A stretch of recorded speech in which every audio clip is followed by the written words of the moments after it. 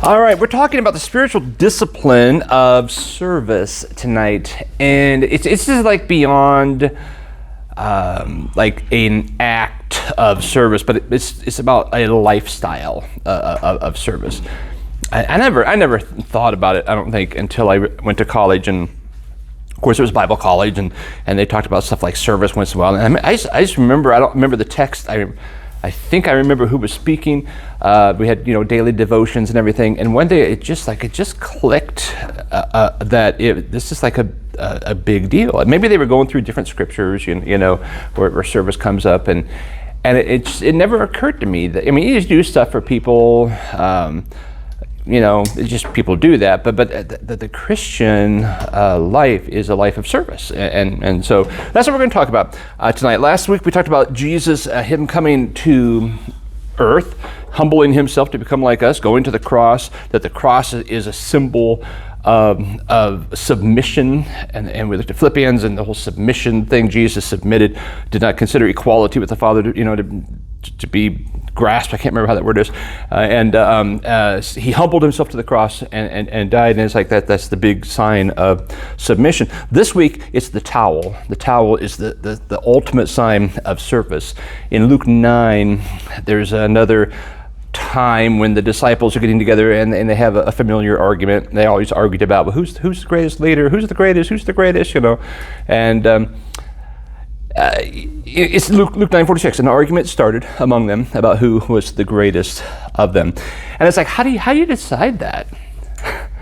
You get in any group, whether at a job site or a group of people in a church, disciples of Jesus who are following. I mean, they all knew who Jesus was the leader. I mean, you don't knew who that was, but well, who's next? You go to churches who try to decide who's leaders, right? Well, maybe it's the best businessman, maybe it could be that, or it's the best, maybe in their context, the best fishing expert, Peter, he was a great fisherman. Maybe he should be the greatest because of that. Or in some cultures, the one with the most children, or cattle, or goats, or whatever. They're obviously the greatest. Look how good they are at business and farming. Maybe it's the one with the most charisma. I just have a silver tongue. Think of Apollos in the scripture. Hey, it's like, oh, listen to that guy speak. Oh, he's the greatest.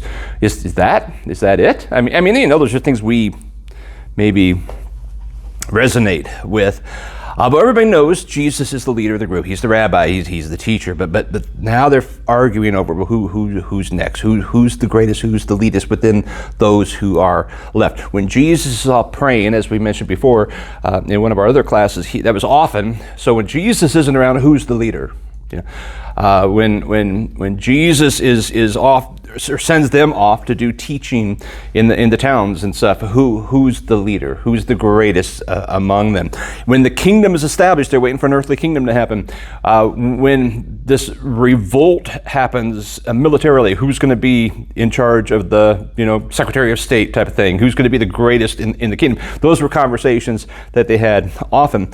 And I'm going to suggest, and I can't say it's my idea, it's just from reading other ideas and other opinions, someone had great insight that maybe the real argument here isn't about who's the greatest. Like I said, we already know who that is. I mean, in any group, we know who it is. If you go to school, who's the greatest at the school? The principal, right? I mean, just because they're the one with the title. They're the one who calls the shots. You go to work, there's a boss, or maybe there's an owner of a company, or you get what I'm saying. There's no clear, and it's not you, right? I mean, you get that. The real issue here, I think, the real argument isn't who's the greatest. They just want to make sure they're not the least. All right, I don't want to be the bottom. I know I'm somewhere in the middle, right? I don't even want it. Some people don't want to be the top, right? I don't want to be the bottom. That's for sure. I worked at Target several years ago and did the night shift, and it was a fun experience. They had a very specific hierarchy. And this is true anywhere you go, but it was a very specific hierarchy. And they used all these initials. I had to write them down because they threw out the STLs here. I'm like, just use English. I don't know. STL, store team leader. That was the manager. That was the whole store manager, right? That was over. He walked in the building and everybody knew whatever STL says. It's just, that's the rule. That's just what it is. Then there were ETLs. Those are executive team leaders. And there might be like the grocery had an ETL, the soft lines clothing had ETL, the hard line, all the other stuff, sporting goods. Each area had an ETL that was in charge of that area. That was just their world. Then there was a TL, team leader. Right? This is a lot of people, but it's very specific. That was the team leader. And they were out on the floor leading the teams, directing them, usually getting their instructions from the next level up, the executive team. Hey, the groceries, this is our priority tonight. And then they come out and tell people like us what was going on, because the team member, the TM, that was just everybody else. So it was, like I said, very, very specific order. Since I worked the night shift, rarely did we see the TM, because he's like, or excuse me, the STL. See, I can't even remember. I'm looking at it. The head guy was, sometimes he showed up. It wasn't uncommon. It wouldn't be shocking, but he didn't, he's up there all day. So why would he be there all night too? He's got a life. So he wouldn't be there very often, but there was always an ETL, the executive of playing the role. And then there were a couple of the team leaders who were out on the floor with us, and then us doing the things. It was interesting. There was never any argument there. We knew who they were. Everybody knew this guy's the boss. Jesus, do what he said. But in the 15, 20 people, however many it was, that were in the regular run-of-the-mill team leader or team member people, there was interesting watching people vying for who's the best and who's the least. People giving out orders and they have no authority, and they look at me and they'd say, "We need to do whatever." I'd be like, I could give a rip what you're saying, because if the other guy comes and says, "Why are you doing Cheerios? We're doing checker or whatever. We're doing Chex Mix." It's like, well, I'm going to answer to the other guy. I don't care. I don't care what little friend over here has to say. But they were trying to act, try to push their weight around, and so I think that's what's happening here. Everybody's, I'm Peter. I'm the guy you need to be listening to, and they're all like, whatever. You're not Jesus, and so that's why it became an argument. And that we live that every day, not every day, but often at work, whether it's people in a school where they're all like, well, you're either just the teacher down the hallway, you're just kind of minding your own business, but then they start having the little office politics, lots of books written about office politics, because they just don't want to be the last. They don't even want to be the principal, maybe, or maybe they kind of at least want to be, in favor, and with every job, every industry, it's all the same. I think that describes most work environments. Good enough, blah, blah, blah. So what happens? They backstab, they backbite, they bring others down. They're all trying to do anything they can, tell rumors, lies. If I can make them look bad, I look a little bit better. And like I said, I don't care if I'm the best. I just want to make sure I'm better than you. It's like when the bear is chasing you, you just got to trip one guy, and you don't have to be the fastest, just don't be the slowest, right? And let the bear get that guy. So that's just how it works. It's the chicken pecking order, right? I've never seen it in practice, but I've heard all the stories. Anybody do chickens? I don't, have you done chicken? Is that really true that you throw a bunch of chickens in a pile and they're all start pecking at each other? It's literally called the pecking order because they'll peck at each other, and going from top all the way down to the bottom, and the last one or two might not make it. They might get pecked so much that either their food's cut off or they just get killed, because it's like, well, you're inferior to me, I'm superior to you. So it's the same thing. We do the same stuff all the time in life, and that's what was going on here as well. So the disciples, they keep bringing this pecking order up to Jesus. Who's the greatest? Who's the greatest? Who's the greatest? One time, James and John's mom comes in and says, "Hey, my sons are the best," right? She's trying to wheel and deal with Jesus. Who's going to sit at your right? Who's going to sit at your left? Those are the places of honor. That's number one and number two. It's going to be my kids, right? Your sons of thunder, they'll be helpful for you. There's all kinds of vying for being the greatest, or at least certainly not the least. And so here we are, we're at the Passover feast, And that argument comes up again. Who's the greatest? Who's the greatest? They don't know it's the Last Supper. It's the Last Supper. We know that because we know how the story goes. And you probably know how it goes in that culture. The lowest in the room gets to wash the other's feet, right? So it'd be the lowest in order of men might do that. Maybe it was a slave who would do that. If there was no slave around, maybe a child would do that. If there were no children around, maybe a woman would do it. But if it's going to be whoever the last socially in that pecking order is, that's who gets to wash the feet. And probably the argument arises again here because they're like, who's going to wash my feet, right? I mean, all I know is I don't want to wash you guys' feet. Like I said, I don't care if I'm number 7 or 6. I just don't want to be number 12. Because number 12 is going to wash the feet. Everybody else is gone. Jesus is gone. We got to figure this out. So let's argue it out and see who it is. That's the issue at hand. Turn the page. And so Jesus answers the question by taking a towel and a basin, and he basically says, let me redefine how the pecking order works. Let's redefine this whole greatest in the social order. Everything that we're still fighting over. You know, I can't remember their names, I can still see faces of people who just wanted to make sure they were above me at Target. And it just aggravated them, and they also kind of respected the fact I didn't care. I just didn't care. I mean, dirty little secret, I mean, they were there to actually make money. I was just there because I thought it was fun. You know, and it was good to get out and do something different. And the church was needing money right then. It's not like I could say, hey, give me a raise so I can give more to the church. It's like, well, that's where you get the money. It's like, it's a net zero. So I needed outside money to bring in. Basically, that money all went to the church to help with staffing and stuff. So I wasn't there to get ahead or to impress anybody or anything. So I just, the pecking order just didn't affect me. Actually, I would go every night, literally in my head, I want to be the greatest servant at Target tonight. It's like, I want Jesus to shine through me. That was my goal every single night. It was my prayer. It was I'd be driving off at 10 o'clock at night to go work throughout the night. That's what it was. So Jesus here is just redefining everything. And John 13, verses 14 and 15 says, so he's speaking, if I, your Lord and teacher, if I'm the greatest, if I'm the one, I'm the top, everybody knows you all know who I am, have washed your feet, you also ought to wash one another's feet. For I've given you an example that you should do just as I have done for you. Forget about impressing everybody. Forget about being the non-least. Forget about being the greatest. Forget about your ego. Just serve one another. Even if it's the lowest job that I don't know, what would you think of? What's the lowest social job in our society? I don't even know. You could play around with it. Maybe the night shift at Target. I don't know. I probably shouldn't say that. We've got people who work at Target in our church. I don't know. I mean, the most what's that job? Might be rendering plant. Rendering plant or the garbage. I was like the garbage sewers.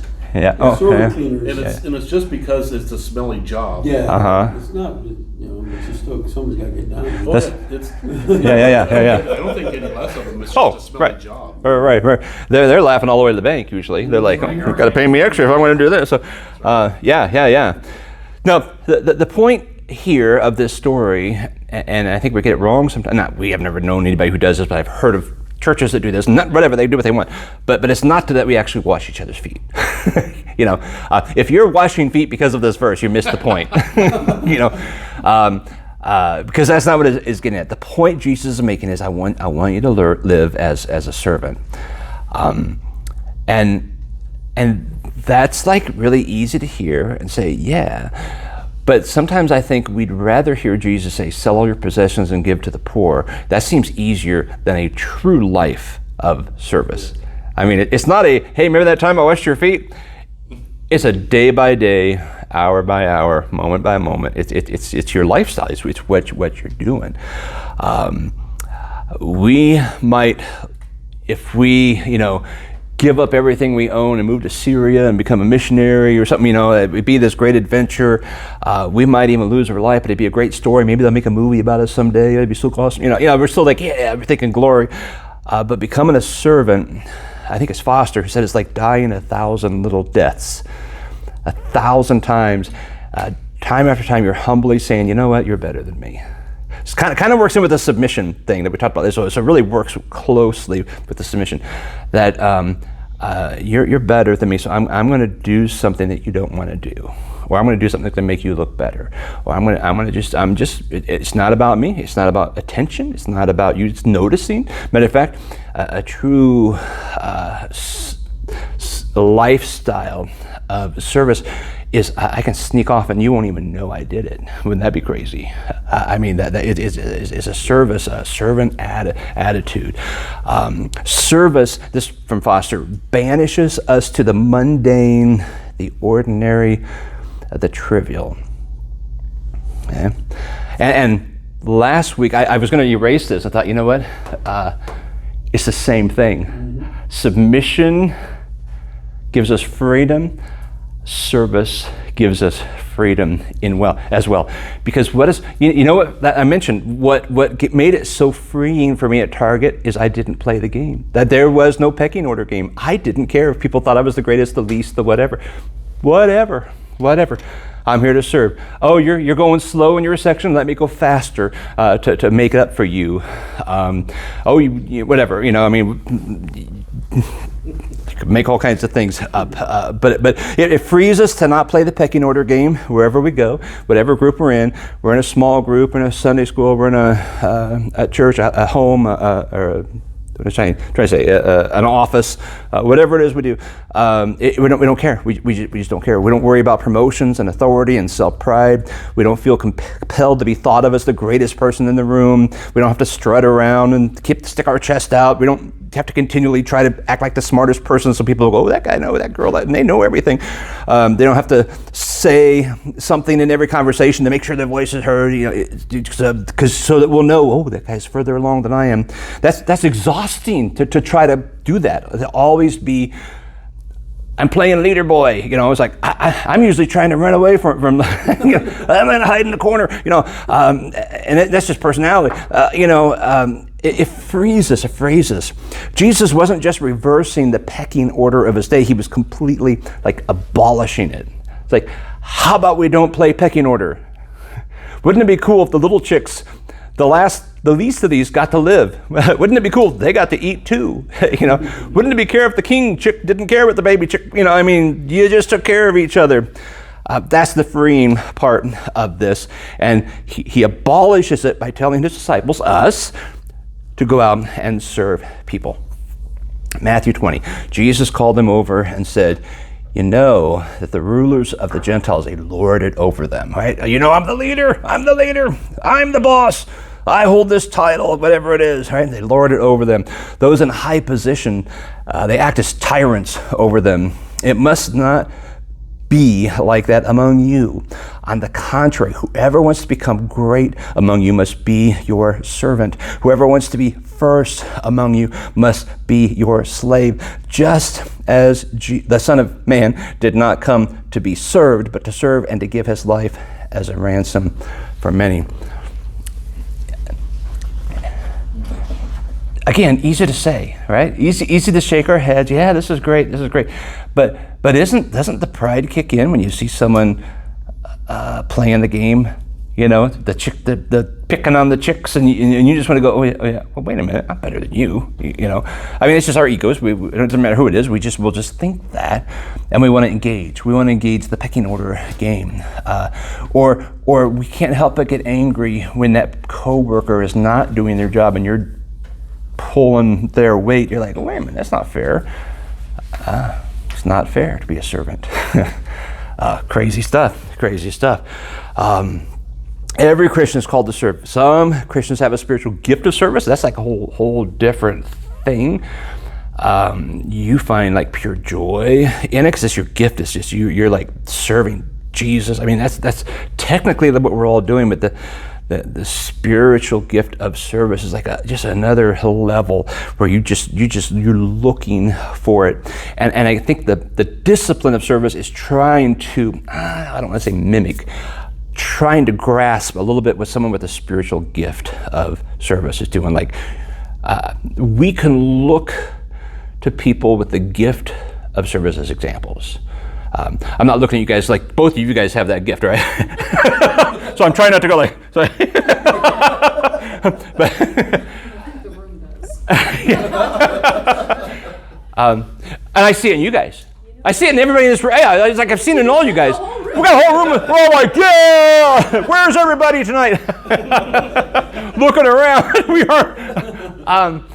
I mean, obviously, I'm there too. That's most people go into full-time Christian work because they're like, well, how can I not do this all day long? This is great. I can't because I got to work. And then the church says, well, then we'll pay you. I'm like, okay, it's a great deal. So you know what I'm talking about. But the discipline, I mean, it's like nobody can say, well, I don't have the gift of service, so I don't need to. It's like, no. The discipline is, yes, I do need to. I need to engage in Christian service. And I think the challenge, and maybe this is the challenge, this would be an interesting thought, this little chart, that learning to distinguish between a shallow, self-righteous service and a deeper, more spiritual, true service. Probably, I'm sure that in college when I started getting, the bells started dinging like, oh, service, this sounds great. I'm sure I did a lot of shallow service. I'm sure, I know there are times I'm tempted to slide into that now. And well, it'll make sense as we go through this little chart here. Self-righteous service, something like I'm serving and I'm special, look at me, aren't I great, versus actual, genuine discipline of service. So when it comes to human effort, it takes more energy. We're calculating, we're thinking, we're trying to figure out, okay, we just got to help these people. Which isn't a bad thing, but it's a little more shallow. Sometimes we're subconsciously looking at our gain by helping people. Like, okay, we feed the homeless, right? Mm-hmm. And I'll take pictures, and then I'll post some of them. And there's a part of me that struggles with doing pictures, because it's almost like, y'all see what we're doing, in my heart, I know my goal is someone's going to say that and say, well, I want to do that too, which I've had people say that. They were supposed to come last time. They didn't. But they will. And that's really my goal. But who knows the heart, right? So I have to be careful with that. But because it's easy for me to also say, what a great thing for someone looking for a church says, oh, look what they do. Well, that's kind of self-righteous. With social media too, people will film themselves like going out and feeding the homeless or taking them pizzas, and it'll be a whole video of just them doing this. look what I've done. Yeah. Look what I've done, but you also see the other part of that is like me seeing that is joy for me, seeing that them getting help too. So right, so here, there's you guys' job. If you ever see me post something that looks shallow and self-righteous, let me know, and I'll either need to delete it or alter it because sometimes it's just the wording, look what I've done, or hey, look at the church is doing this. We're serving, like, hey, come be a part. It's a very different. What was that? We would never need to censor your voice. I'm so controlled. The true service comes from a relationship with God. These whispered promptings, divine urgings. You're still exerting energy, but it's not really yours. It's God's. It's what we talked about last Sunday. It's His strength. It's Him working through you. I'll never forget. 20 years ago, we went out to eat with the Babcocks at Spaghetti Works, right? Do you do that? And we're walking out, and I'm like, man, that was good, and April just handed her food to a homeless guy, and I'm like, wow, that'd be a great meal tomorrow. I mean, But it was, and I know if you know, yes, her heart. It was a prompting. It wasn't. I don't have that many times. There's been a few times when it was like it was just felt God going like, this person, they need this person, this thing, because everybody wants something from you, and I'm always on guard. But there are times that the Holy Spirit just says, no, this guy needs to eat, and she sensed that, she got it, and she fed him, and she didn't take a picture, and would have done it if we weren't there watching. So anyway, self-righteous true service. Number 2, self-righteous service goes for the big deal. Okay, they want a big splash. If we can give out 4,000 bottles, we can tell everybody we give out 4,000 bottles of water. That's why I've been careful. We hit all the camps. It's like we want to. That'd be good. Someday maybe we'll have multiple teams. Our goal is discipleship and Jesus and introducing people to salvation and a relationship. So we don't care if anybody, there's no, okay, man, I was kind of disappointed the first time. We only did 40 burgers or whatever. I was like, man, that wasn't much. Because I'm wired that way. Bigger is better. And that's a discipline for me. So I'm still teetering back and forth on this. The true service, almost impossible to distinguish the small from the large. It's irrelevant. Whether we served 40 or 400, didn't matter. Yeah. If God provided it for 400, great. He provided it for 40, great. So it's a maturity thing. So I'm still working on it. Yeah. I just was going to say, what we were talking about, bringing the service to them. Uh-huh. That was, I've been dwelling on that. God's been speaking to my heart about that. Uh-huh. That we were walking through the camps last time, and we've talked before. Well, we get some homeless people to come to church, whatever. And I thought, what if we bring it to them? How do we bring the church to them? I mean, it'd be far easier for us to go to them. Yes. I was actually thinking what we need there is say a big Bluetooth speaker set up with. Do we even need that? Do we even need that? A dude with a guitar and a basic guitar. Do the same sermon from earlier? Yeah. I mean, with you talking about, the service part of that. Can we video it though, so we can let people know? Yeah. No, I'm just.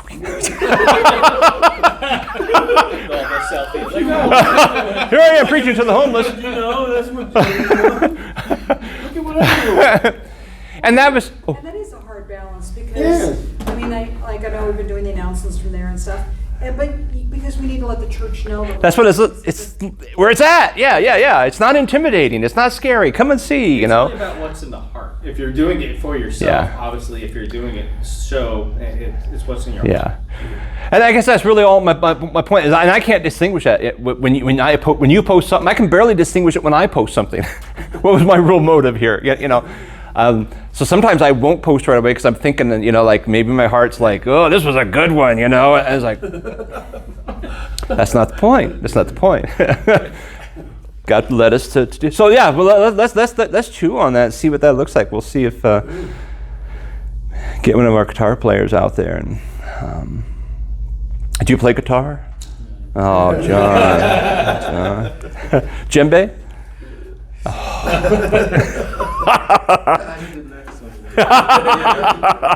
I went to America and learned guitar.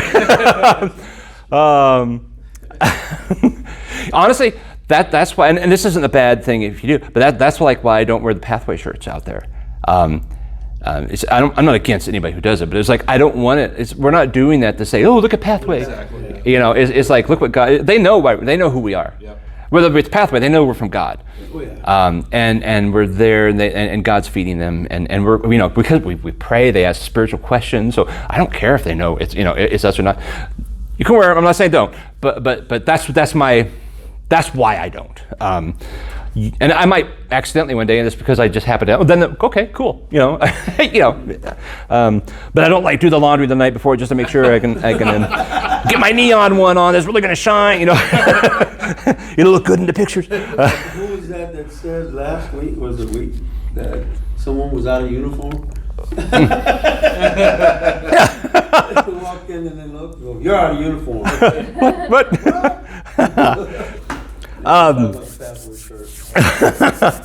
So again, it's because I also know the heart of you all. Like when you were in a church, you're like making people know like this is a God thing. This is and so. Number 3 requires external rewards. I want to make sure people see me. This is where I get careful. Take the picture. Make sure you. The news camera's over there. Let's come over here and make sure we do what we're doing.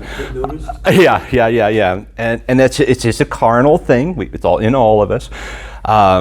Number 3, true service rests contented in hiddenness.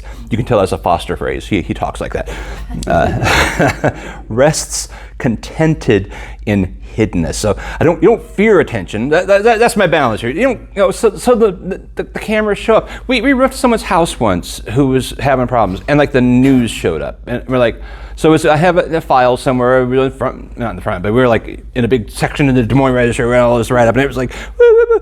But we didn't like call the Des Moines Register and say, hey, come on. Maybe someone did, but I don't think so. I think a neighbor did, because they knew we were just giving them a free roof. So it's I would have been totally fine if no one knew we were at church. They thought we were just a crew that came in. They hired to do the thing. That'd be fine. But the family knew. Because we were blessing them. Number 4, highly concerned with results, as in if I. I'm sorry. So this number 3. Yes. Requires external rewards. Yeah, I want people to see me. Right. And maybe Look what I've done. Congratulate me. Like the whole doing a selfie with the homeless guy you're feeding to post on social media so you get attention. I get more likes on my page or on the WhatsApp. Yeah, everybody's going to great. So look what the church is doing. So service is a spiritual activity. Yes. Well, I don't want to embarrass you. You were doing that the other day when I drove by. I mean, right. So you're like, wait a minute, this goes against what we're talking about. What? You weren't out there with a big sign saying, look what I'm doing. If you notice the parking lot looks beautiful, it's because he was here serving All the cracks. You're kidding. So I don't want to embarrass you, but that's what it is. You just came, and maybe you were thinking, oh, maybe they'll notice me. I'm in the parking lot. Yeah. But I kind of get your heart's different than that, and yeah. So. Spiritual. So I'm just thinking about what he was you were talking about what he was doing the other day with the cracks. I think in John's eyes, he would be more into the true service. Yeah. It has to be, when you do something for someone, you want to do it without being recognized. Yeah. That's what you want. Well, none of you would have known that, but I didn't blabbed. even know he did that. Yeah. Most people with a spiritual gift, Yeah. that's exactly. You how prefer we do that. hiddenness. Yeah. You have that spiritual gift. Anonymity? Anonymity, yes. Yeah, do things in the background and just. Yeah. I've had people get angry at me before, like I was pausing if I should say something, like when I've said, well, thank you, like publicly, thank you for blow so-and-so doing such and such. They're like, I didn't want anybody to know that, and it's like, so I just try to keep quiet on stuff. But since it's so adequately fit the context of what we're talking about, The big thing is, over the years, I've tried to, instead of saying who it is, I'll thank you for doing this. Yeah. Not necessarily bringing up Put a name on it. Yeah. Not tag them. Hey, somebody, yeah. Johnny, what point were you saying? Yeah. So since service is spiritual, Yeah. because Jesus made fasting is also spiritual. Right. So he said that if you fast and allow people to know that you're fasting, you've already gotten your reward. Got your reward already. So I think it's similar to Very service. Very You got it. Yeah. I think that's why That's a great- people don't want that type of thing where they go, thank you, Bob, for doing that, because they want to stay in the I did that for shepherd life. Jesus. Yeah. Yeah. And then you get your spiritual reward. Yeah. Which is far better. Yeah. No, that is an outstanding point there. Yeah. Okay, I'll quit taking pictures. Everybody's gonna run from the camera. No! Blur my face.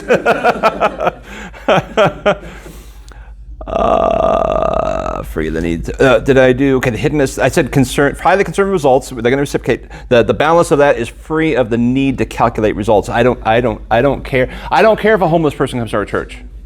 I mean, other than if they want Jesus, But it's not like we can add 10% to our attendance. Exactly. That's not the goal. The goal is we're serving. Did I miss something? No. Oh, okay. They missed something.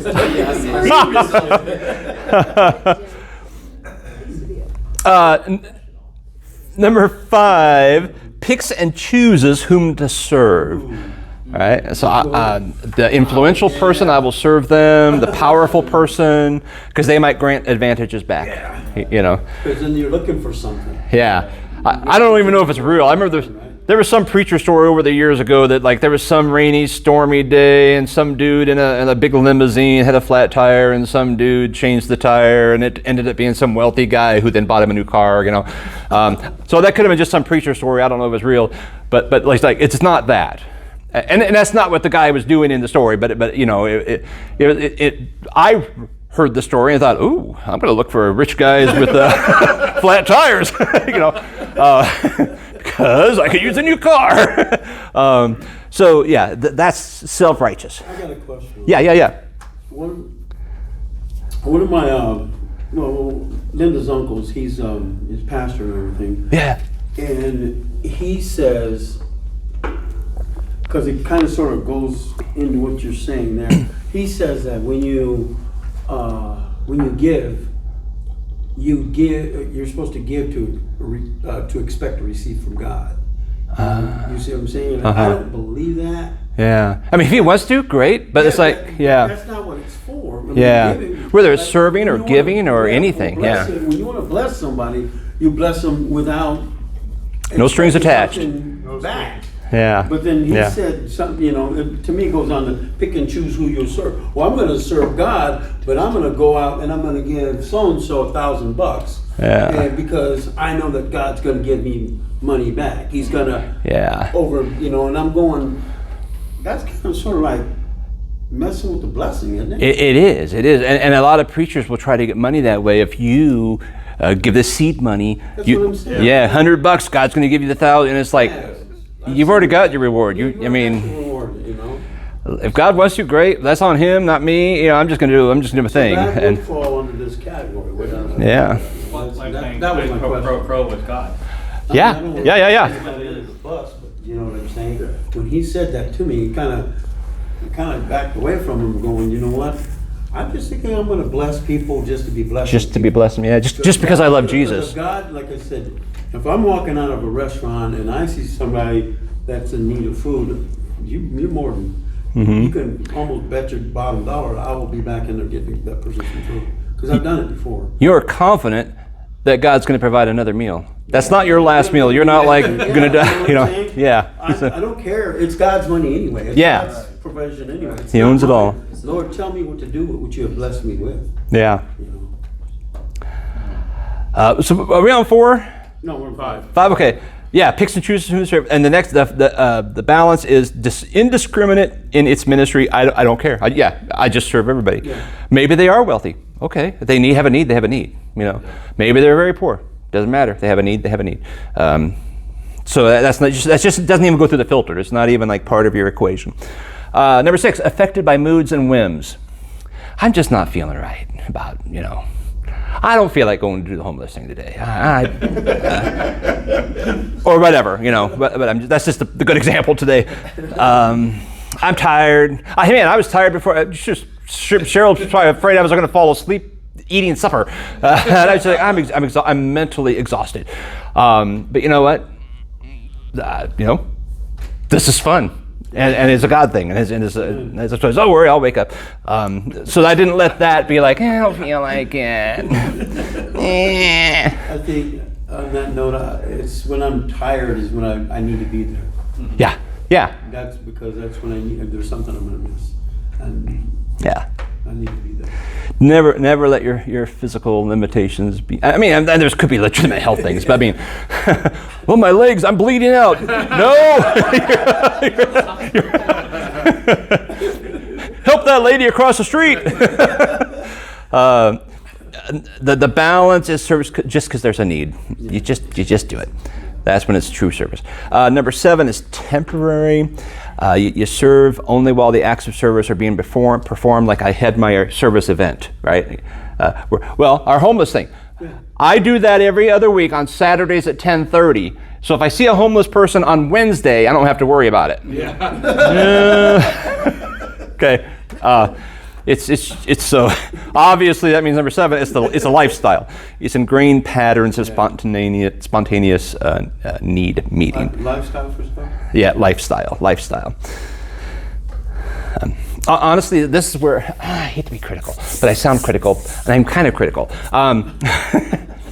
It doesn't pass the spidey sense test. I mean, I have good friends who've done this. They'll cancel church service on Sunday morning, and we're having a service day.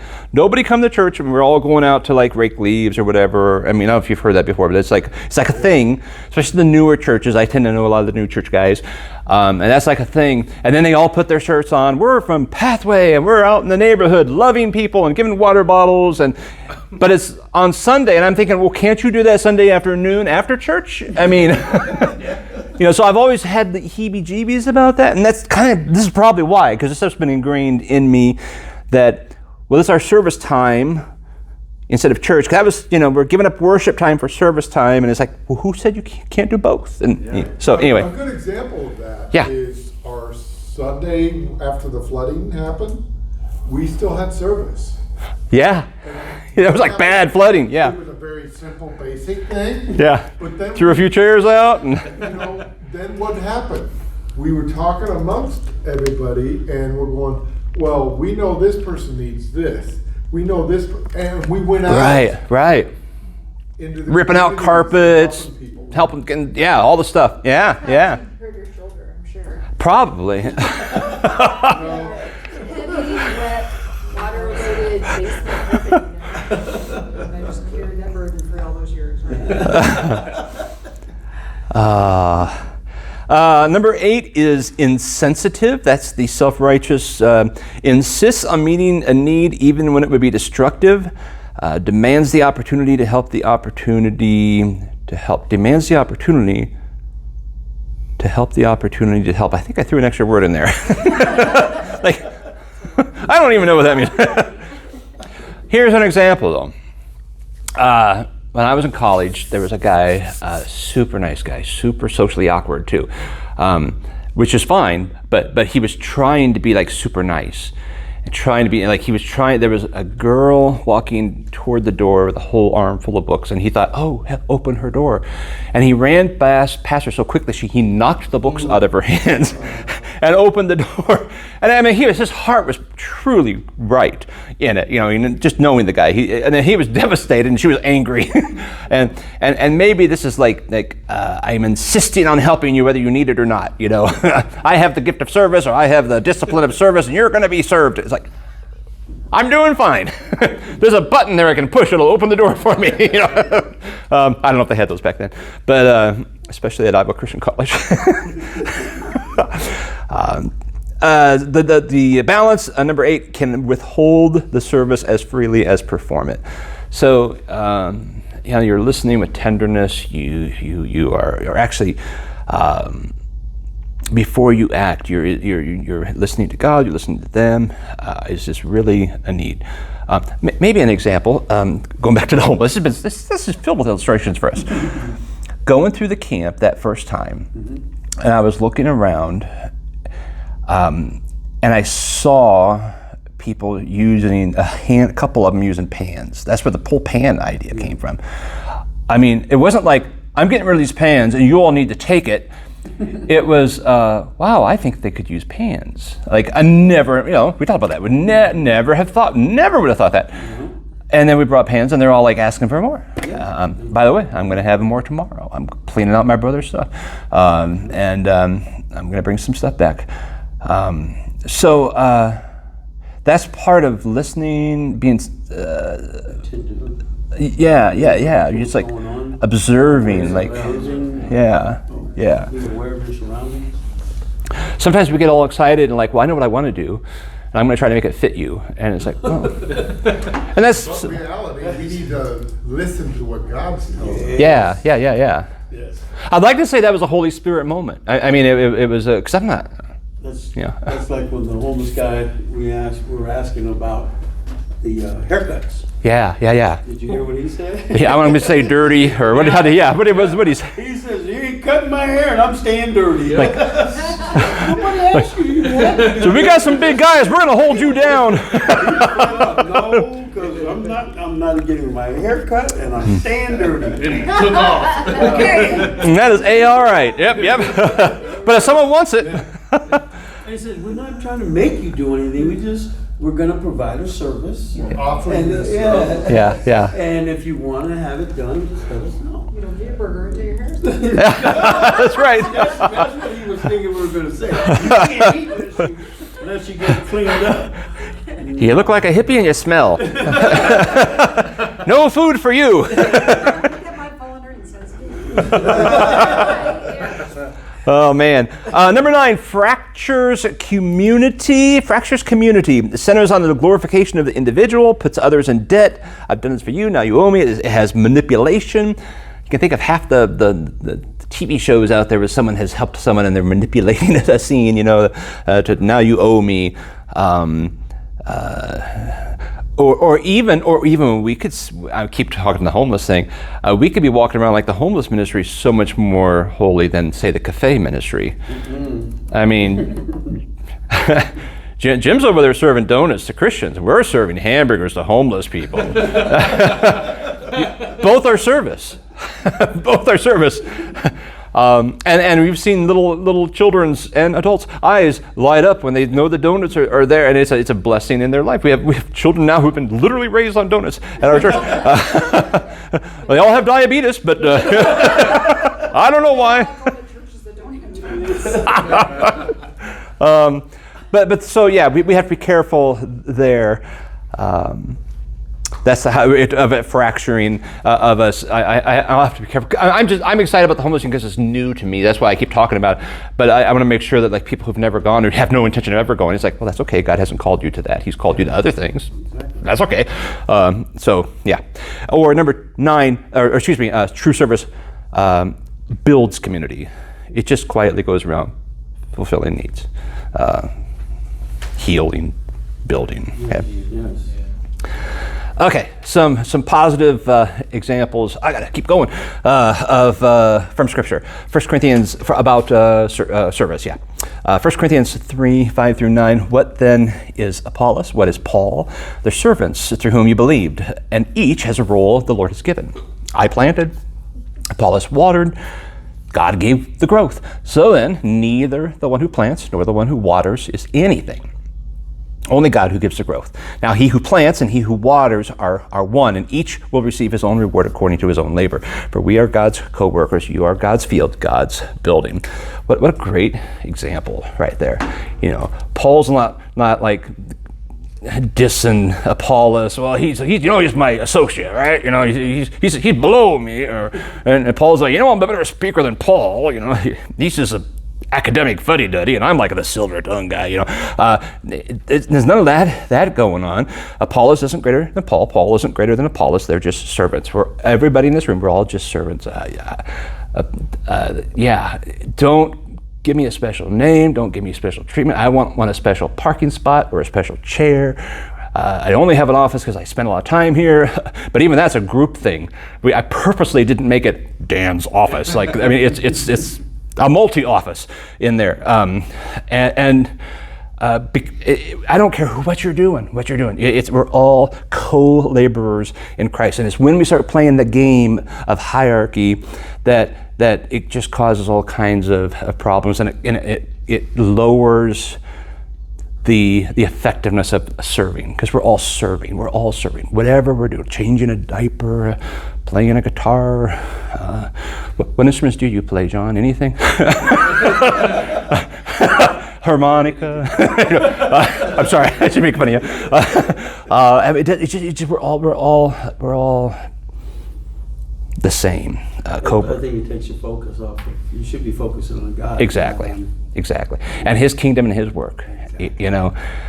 So Like God calls us to do whatever, we do whatever. It should be about your Father's business. Yeah.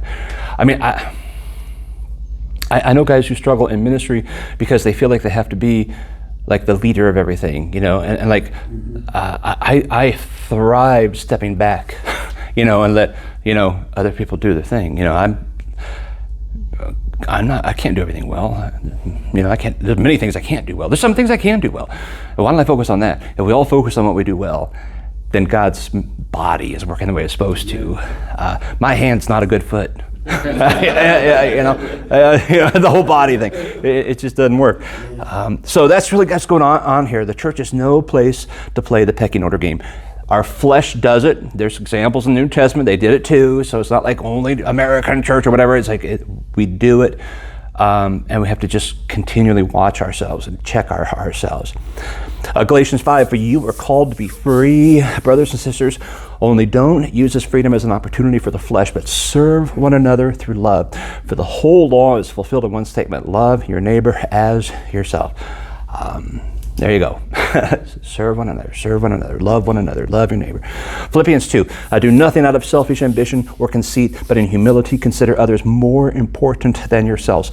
Everyone should look not to his own interests, but rather the interests of others. That is the 1,000 cuts of death, or whatever, what I say earlier, 1,000 deaths, or whatever it was, of self-dying in service. You're really more important than me. I'll serve you. And if we're all doing that, doesn't that make a good marriage? Yeah. I'm going to outserve you. Yeah. It's everybody who's ever talked to me ever in the history of life who's having a marriage problem is because, well, they're not serving me the way I want. It's like, how are you serving them? Well, I'm not because they're not serving me. It's like, and there's the problem. But no, then they go somewhere else because who's smarter. But that's it. One of the things you said too about loving. Mm-hmm. Was that in a book? In one of our books? What? In the men's ministry? What? Where we have to outlove your spouse? That could have been in our. It was in our books. Yes, it was. Yeah. 8 things I wish I knew before I. Yeah. Yeah. You outlove your partner. Yeah. So basically, it's smack her first. So I'm at the hospital yesterday with my brother, and we know he has cancer, and I was getting all kinds of different information, you know, from doctors, from nurses. I'd call, and then I started getting calls from 2 different places. Manly, Iowa, a nursing home said, hey, we're going to check your brother. And I'm like, oh, really? Okay. A couple hours later, Waterloo. So your brother's coming. I'm like, what? And so I call the hospital again and say, I need to actually talk to the doctor. I mean, and finally, you know, you wait, blah, blah, blah. They called back a few hours later. We got to meet. We got everybody together. Let's get everybody in the room. Like, nobody knows what he has, because I've heard he has it here and he has it there. There's esophagus, stomach, back. Someone else said pelvis. I'm like, oh, I hadn't heard that one. And it depended on who you was talking to and who was reading the chart. And so we. Was that just yesterday? That was yesterday. That was a week ago, right? So yesterday we're in the room and everybody's there, and we had that conversation, and I'm still like, I don't know where we're at. And Jeff still thinks, well, they'll just take my stomach out, I'll be fine. You know, I'm in a lot of pain, but they'll take care of it. And you also my post. Basically, the doctor said there's really nothing we can do for you. I'm really sorry, and. You know, we'll try to make you comfortable, right? You know, we'll do the hospice, and we're going to try to move us from here to Des Moines. We're looking at Johnston, different places. And in my head, because there's multiple things then, because we're talking death, we're talking your brother, right? You know, and it's like, okay. And I asked, well, how long? You know, I mean, I know you can't say, nobody knows. I say, honestly, literally, it could be 3 weeks or it could be months. I mean, it just depends on how things turn and go. And I'm thinking, okay, he has no one, right? There's no one. There's no wife, there's no family, I'm his brother. I have another brother that's another couple hours south, so he's a couple hours, where are we? North. So it's like, I'm the guy, right? I'm the guy. And I don't put much margin in my life, all right? I mean, I might fill my my schedule. I've never added how many hours a week, but if I'm at home, I'm working, I'm on a computer, I'm doing something. If I'm here, I'm working. If I'm out and about, I'm working. I'm rarely, I try not to even be here because I'd rather be out there. And I just don't give myself much time to I don't do anything. I have no hobbies. I have no life. I literally don't. I didn't go to your house and eat burgers, because it was like, I don't give myself that time, and that's not, whatever that means, that's stupid and it's wrong. And that's a whole different issue. I need Sabbath, but I don't do that. And so I'm sitting there thinking, well, how am I going to do this? Right? But as they're talking, it became extremely clear the most important person in that room is my brother. I mean, it's just clear. It's clear. There's no question. There's no like, well, but I've got to. I don't care. I've got this class tonight. Okay, I'll figure it out. I got to preach on Sunday. I'll figure it out. I got it. God's got it. So like the next 2 days, I'm going back up there 3 times. Going to go back and forth, and I'm renting a trailer and going to throw in landfill, all this stuff. There's a bunch of stuff going on. Point being, that's like what this verse is saying. Because we're going to have every excuse in the world not to do all kinds of things. People shouldn't have to have a death sentence to become the most important person in the room. This is saying that he already was. And obviously it's blown out of proportion because we're talking death. We've had a good relationship. I text him a lot. It's not like we're strangers or anything like that. But now I'm come in power of attorney. I've got to figure out his finances. I've got to figure out like everything. I mean, everything. I've got to figure it all out. And that's what's exhausting to me. That stuff exhausts me. I can do it on ours. I can fake it and maintain it, and then push things down the block. Kick the can a little bit. Oh, I'll pay that bill later. But now I'm like, well, I'm gonna get control. I'm gonna get his stuff under control and figure it all out. And some of that'll happen tomorrow morning, hopefully, and move him here. Once I get some of those T's crossed and I's dotted, and he'll be here, it'll be like I can kind of, I can stop by for a half hour anytime I want and say hello, as long as he has left. But that's not the point. The point's not him. The point was that was convicting to me as I read this verse today. What does it take to make the other person more important? When God's clearly already said it. I mean, what else? It's black and white. Just God saying, consider others more important than yourself. Because they're all going to die. We're all going to die someday. So if you want to go there, but that's we shouldn't have to be given a death sentence by our doctors to become the most important person in the room. 1 Thessalonians 4, about brotherly love. You don't need me to write to you because you yourselves are taught by God to love one another. Okay? Paul, you don't need to hear from me. God told you this. You already know this. In fact, you're doing this toward all the brothers and sisters in the entire region of Macedonia. But we encourage you, brothers and sisters, to do it even more. Okay. There's no slowing down on this. There's no letting off the accelerator on this. We just serve. We just serve as a lifestyle.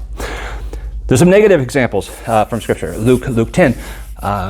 They're traveling, entered a village. A woman named Martha welcomed her in her home. She had a sister named Mary who also sat at the Lord's feet, was listening to what he said. Martha was distracted by her many tasks. She came up and asked, Lord, don't you care? My sister's left me to serve all alone. Tell her to give me a hand. He answered, Martha, Martha, you're worried and upset about many things. One thing's necessary. Mary's made the right choice. It will not be taken from her. So here's a woman, Martha, who was more consumed with the service than the person she was serving. And we can get there. We have to just be careful. That's all. I've done that. Sometimes I will slap myself in the face, not literally, but figuratively. On a Sunday morning, I will walk right by 20 people I should talk to because I've got to go to the office and get me a water bottle or whatever it is. I left something for the sermon on the desk, and it's like, well, just really, yeah, and for some, for little. For some of the people, some of the little ladies we have that come from like the apartments, the best thing they get is just when the preacher just says, "Hey, how you doing today?" And I forget that. I think, oh, who cares what I think? That really matters. It really matters to him. But I can't give them that because I got to get me a water bottle before the clocks are running. It's on the screen. It's going down. And I'm playing bass today because John doesn't know how.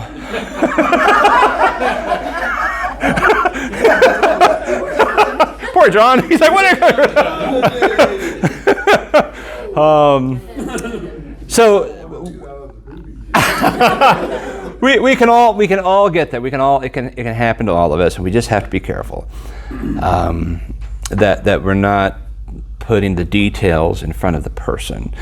Martha was a good person. I mean, she was trying to honor Jesus. Like, you just got to priorities out a little bit. Serve the person, relax. What if we go back to the homeless thing? Wait a minute, this is how we do this. It's like, oh, maybe we do it different today.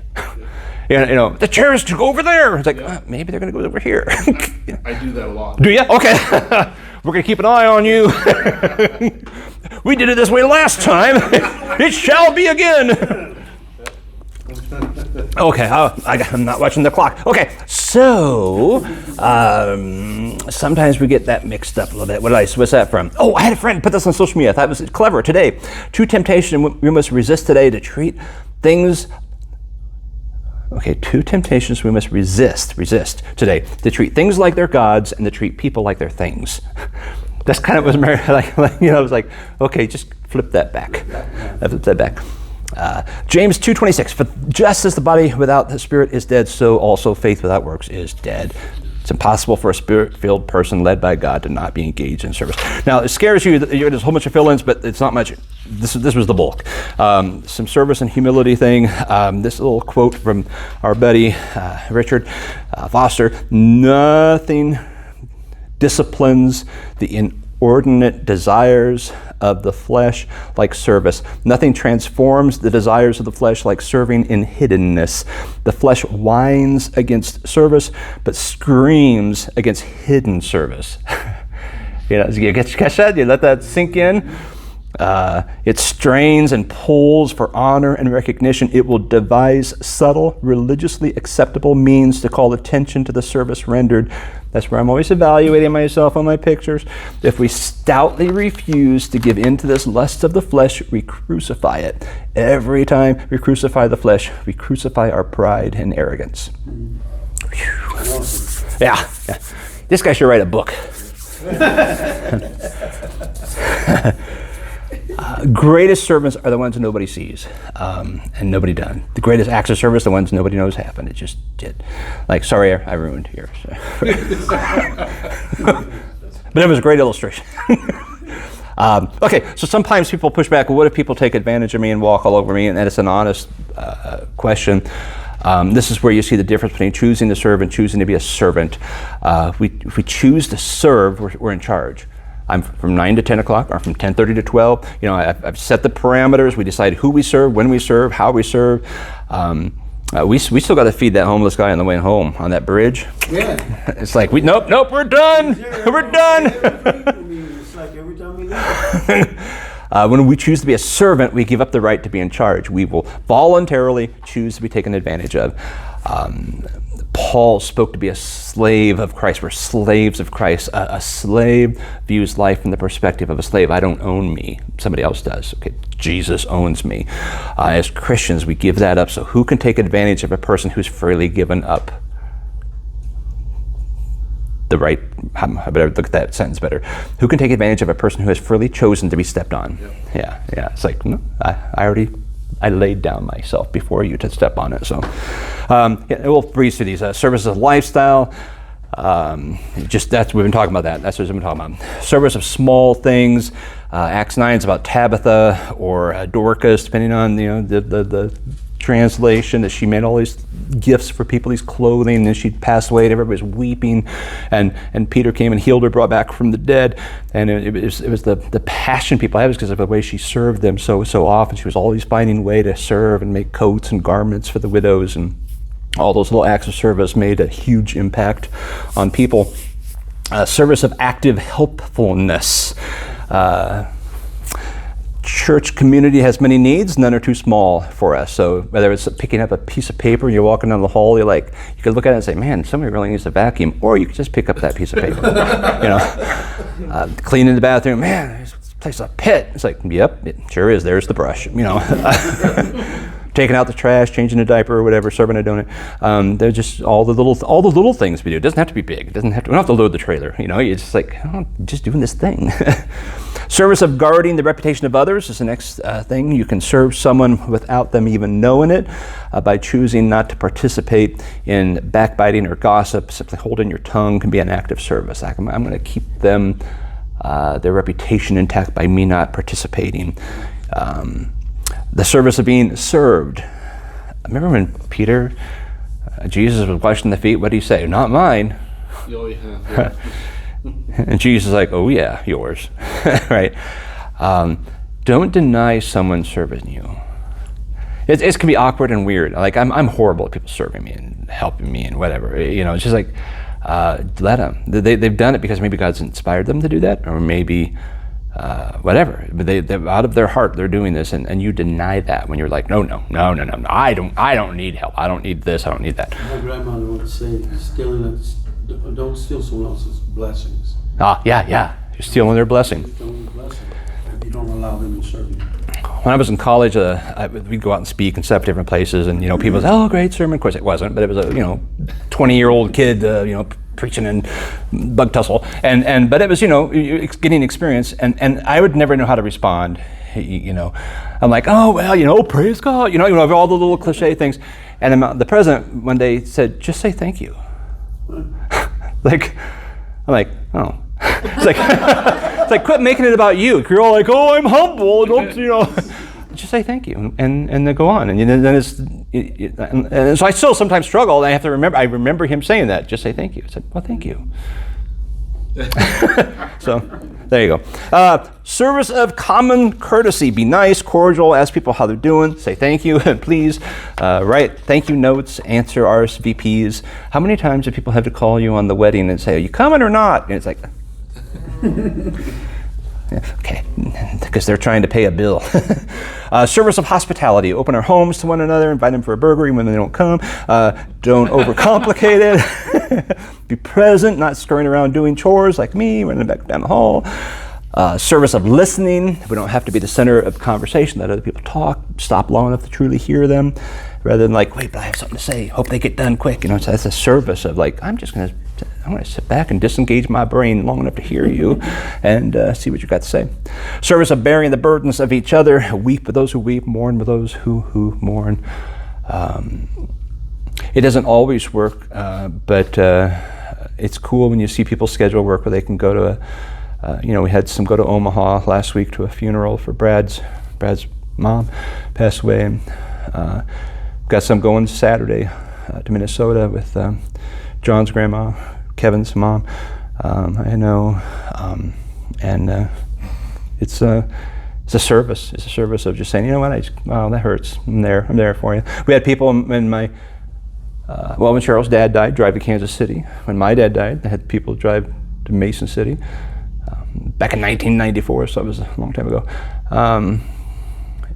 That's just a simple thing, but it takes time and effort and money, and you don't just I think I'll go to Kansas City, some planning.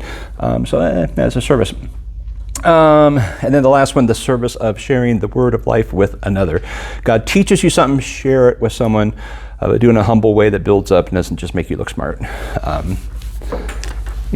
We all know things that other people don't know. You're down a little further down the road than somebody is on something, and God's given you the ability to